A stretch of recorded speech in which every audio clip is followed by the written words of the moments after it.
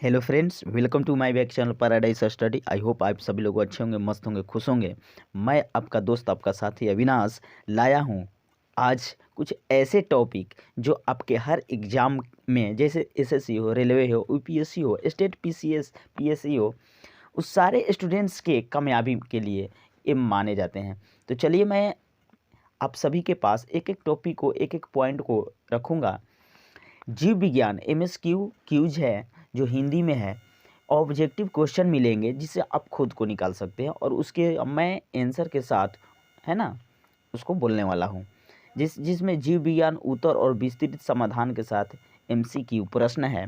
आगामी परीक्षाओं जैसे banking, SSC, railway, UPSC, state PSC की तैयारी के लिए मायने हैं। तो चलिए, जीव विज्ञान क्वेश्चन फर्स्ट को स्टार्ट करते हैं। राइट, फर्स्ट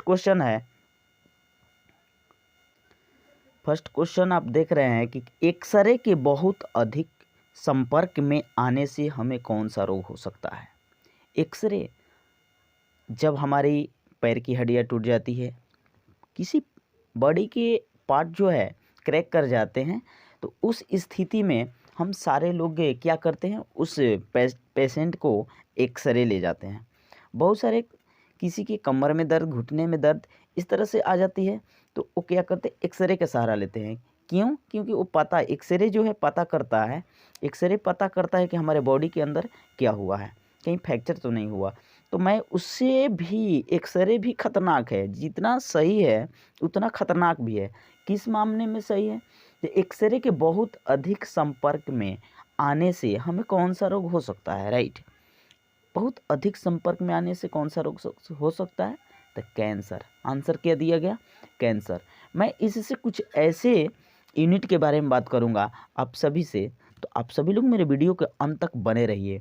मैं एक एक पॉइंट आपके पास रखूंगा। यदि आप जो भी मेरे वीडियो को नए वॉच कर रहे हैं, तो मेरे वीडियो को सब्सक्राइब करें, लाइक करें और कमेंट में ज़रूर बताएं। अभी आप स्क्रीन पर देख रहे होंगे कि एक्सरे एक ज्ञात कैंसर जन है। ज्ञात कैंसर जन है एक्सरे। इसका मतलब है कि वे डीएनए को नुकसान पहुंचा सकते हैं। जी हाँ, वे डीएनए को नुकसान पहुंचा सकते हैं, और ल्यूकेमिया, सतत कैंसर और त्वचा कैंसर सहित कैंसर विकसित होने का खतरा बढ़ा सकते हैं। ये एक्सरे है भाई, एक्सरे की बात हो रही है। डीएनए को नुकसान पहुंचा सकता है एक्सरे।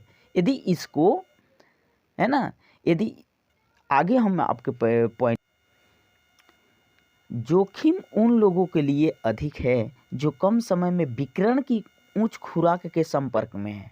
विकिरण, जो एक्सरे से विकिरण निकलता है, उसकी यदि उच्च खुराक, करने का मतलब ये हुआ कि उसको अधिक समय से रोगी के पास रख दिया जाए, तो उन लोगों के लिए खतरे है, जोखिम वाला कार्य बन जाती है।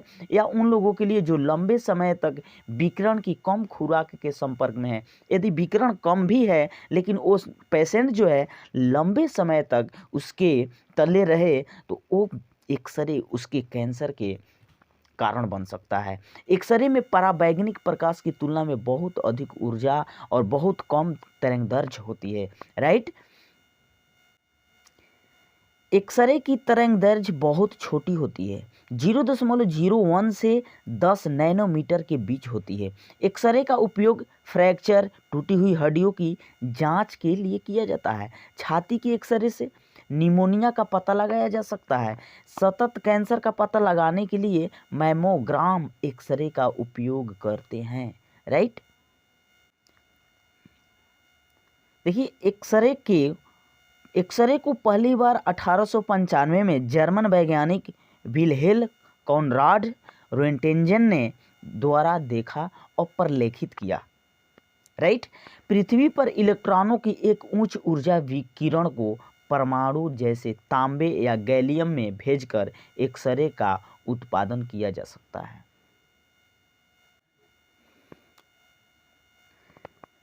जब किरण परमाणु से टकराती है, तो आंतरिक कोश, जिसे एस सेल कहा जाता है, इलेक्ट्रॉनों को झटका लगता है और कभी कभी वे अपनी कक्षा से बाहर निकल जाते हैं। उस इलेक्ट्रॉनों के बिना परमाणु अस्थिर हो जाता है और इसलिए परमाणु को आराम करना पड़ता है या संतुलन में वापस जाना पड़ता है। आपका अगला टॉपिक दिखाई दे रहा होगा HIV। HIV क्या है? बहुत सारे नवयुवकों का कहना है एड्स। तो HIV आपकी प्रतिरक्षा प्रणाली पर हमला करता है। HIV जिससे संक्रमण से लड़ना मुश्किल हो जाता है। असुरक्षित यौन संबंध जो है असुरक्षित लगाते हैं। सुइयां साझा करना, माँ से बच्चे में संक्रमण HIV फैलने के सामान्य तरीके हैं। अनुपचारित छोड़ दिए जाने पर, बिना उपचार के छोड़ दिया जाने पर HIV बढ़कर एड्स में बदल सकता है, जो एक जीवन घातक स्थिति है। H1N1 फ्लू इन्फ्लुएंजा वायरस के कारण होने वाली एक अत्यधिक संक्रमित बीमारी है। खांसना और छींकना H1N1 फ्लू फैलने के प्राथमिक तरीके हैं, क्योंकि H1 और N1 जो है हमारे संक्रमित श्वसनली बीमारी है, श्वसन बीमारी है, राइट। विशेष रूप से छोटे बच्चों, गर्भवती महिलाओं और अंतर्निहित स्वास्थ्य समस्याओं वाले लोगों के लिए H1N1 फ्लू गंभीर जटिलताएं पैदा कर सकता है। अब बात करेंगे गोनोरिया के बारे में। गोनोरिया क्या है? गोनोरिया एक यौन संचारित संक्रमण है जो निसेरिया गोनोरिया बैक्टीरिया के कारण होता है।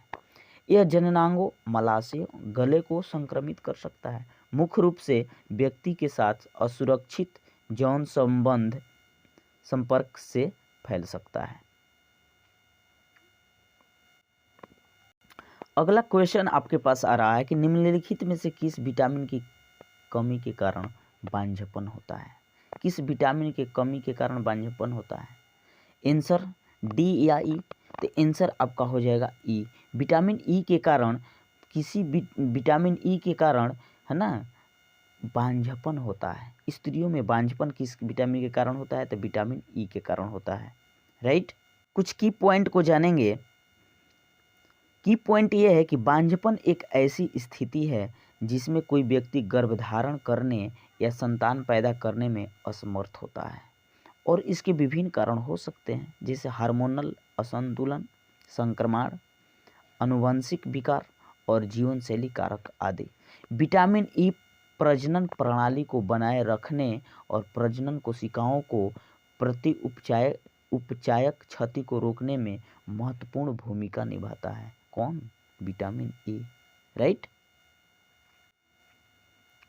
कैल्शियम के अवशोषण और हड्डियों के स्वास्थ्य के लिए विटामिन डी आवश्यक है और इसकी कमी से रिकेटस, ऑस्टियोपोरोसिस और हड्डी से संबंधित अन्य विकार हो सकते हैं।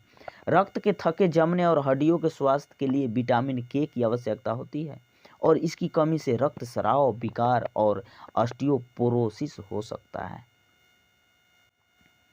विटामिन B1 जिसे थायमिन भी कहा जाता है, कार्बोहाइड्रेट उपापचय, तंत्रिका कार्य और ऊर्जा उत्पादन के लिए आवश्यक है और इसकी कमी से बेरी और अन्य तंत्रिका संबंधी विकार हो सकते हैं।